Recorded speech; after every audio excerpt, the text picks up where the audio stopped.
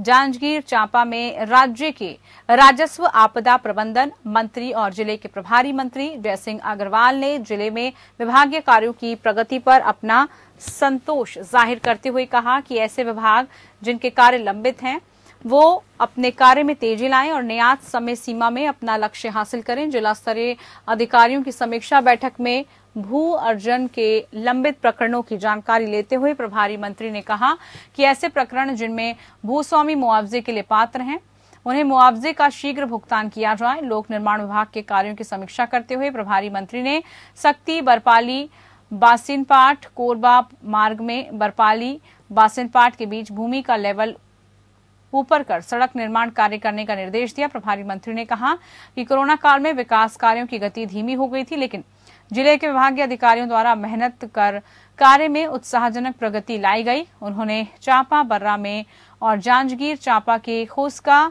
ROB निर्माण की समीक्षा की और अधिकारियों को आवश्यक दिशा निर्देश दिए। उन्होंने चांपा बिर्रा और खोखसा आरओबी का निर्माण मार्च अप्रैल माह तक पूर्ण करने का निर्देश दिया। प्रभारी मंत्री ने बताया कि जांजगीर जिले में अनेक प्रमुख मार्गों की स्वीकृति दी गई। दूसरे फेज में छूटे हुए मार्गों की भी स्वीकृति मिली है। इससे जिले में आवागमन में सुविधा होगी। अंग्रेजी माध्यम आत्यानंद स्कूलों के संचालन की समीक्षा करते हुए प्रभारी मंत्री ने कहा कि इन स्कूलों की मांग प्रदेश में बढ़ती जा रही है। उन्होंने जांजगीर चांपा जिले में संचालित 10 आत्मानंद अंग्रेजी माध्यम स्कूलों के संचालन की जानकारी लेते हुए इन स्कूलों में पूर्व में संचालित हिंदी माध्यम स्कूलों का संचालन भी करने का निर्देश दिया। उन्होंने हाउसिंग बोर्ड के कार्यों की समीक्षा करते हुए निर्मित कॉलोनियों में आधारभूत संरचनाएं विकसित करने का निर्देश दिया है।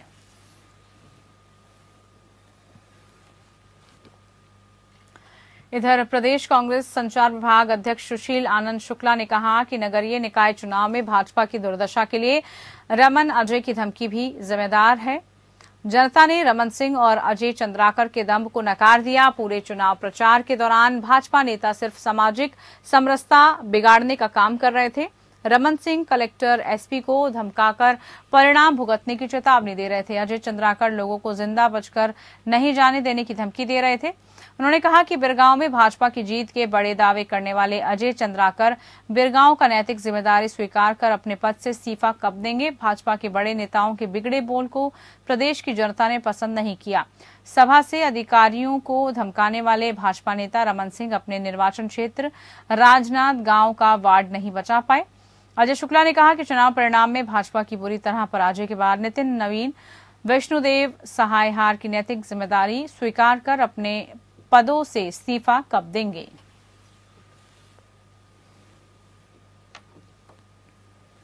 चंद्राकर के ट्वीट से भारतीय जनता पार्टी की खींच बौखलाहट जो पूरे चुनाव अभियान तक दिख रही थी वह चुनाव परिणाम के बाद भी दिख रही है। जनता ने भारतीय जनता पार्टी को पूरी तरीके से नकार दिया। सिर्फ एक निकाय में भारतीय जनता पार्टी को कांग्रेस से बढ़त मिली है, बाकी सारे के सारे निकाय में भारतीय जनता पार्टी के प्रत्याशी बुरी तरीके से पराजित हुए हैं।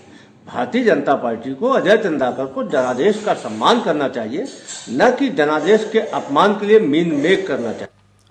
तो इधर राजनांदगांव शहर के तुलसीपुर वार्ड नंबर 17 में हुए उपचुनाव में कांग्रेस प्रत्याशी चंद्रकला देवागन ने भाजपा प्रत्याशी सरिता सिन्हा को शिकस्त देकर अपनी जीत हासिल की। कांग्रेस प्रत्याशी चंद्रकला देवागन ने भाजपा प्रत्याशी सरिता सिन्हा को 191 मतों से शिकस्त दी। उपचुनाव में मिली जीत को कांग्रेस के पदाधिकारी और नवनिर्वाचित प्रत्याशी ने कांग्रेस और कांग्रेस के विकास कार्य सहित मतदाताओं की जीत बताया।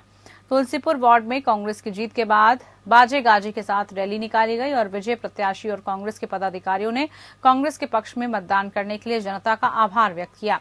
राजनांदगांव शहर के वार्ड नंबर 17 तुलसीपुर में कांग्रेस और भाजपा के बीच सीधी टक्कर थी। भाजपा प्रत्याशी सरिता सिन्हा को यहां पर 1529 मत मिले तो वहीं कांग्रेस प्रत्याशी चंद्रकला देवागन को 1720 मत प्राप्त हुए।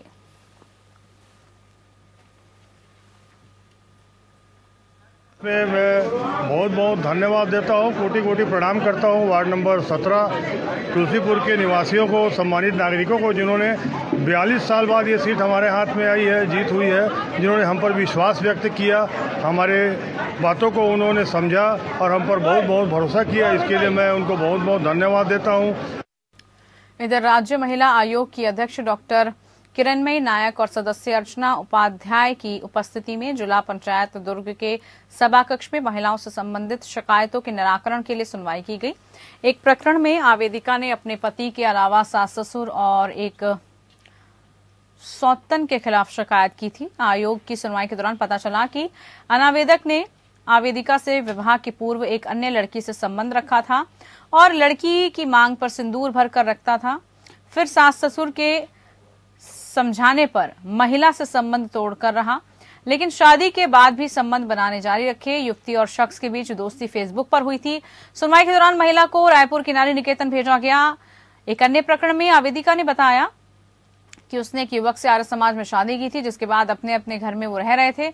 आरोप है कि इस बीच युवक ने आवेदिका को प्रताड़ित करा और बहाना बनाकर 4 लाख रुपए अपने पिता के बैंक खाते में डलवा लिए। इस बात की पुष्टि आवेदन के तौर पर की गई थी। युवक ने पोस्ट डेटेड 1,50,000 के 3 चेक देने की रकम भी दी। रकम नहीं देने पर प्रताड़ना का मामला किया जाएगा।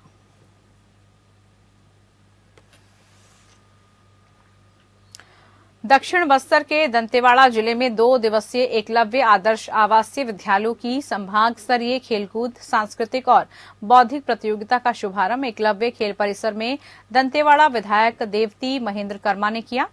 कार्यक्रम की शुरुआत में बस्तर संभाग से आए हुए बच्चों ने मार्च पास्ट किया।